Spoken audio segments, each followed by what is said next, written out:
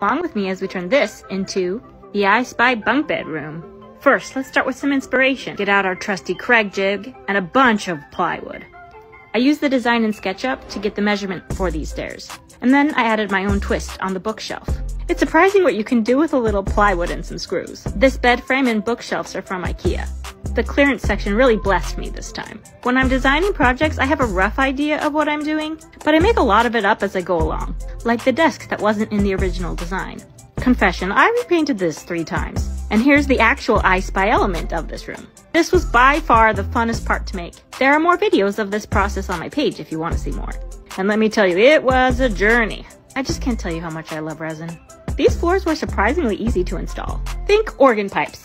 And of course you have to have good lighting, because lighting is what makes any space magical. I really went all out and created lots of unique light fixtures for this room. Finishing touches, and you have a nautically inspired I Spy bunk bed room. Each area in this room is special, and everywhere you go there's something new and interesting to look at. It was super fun to create, and I really hope our future guests enjoy it as much as I did. Follow my page to see more.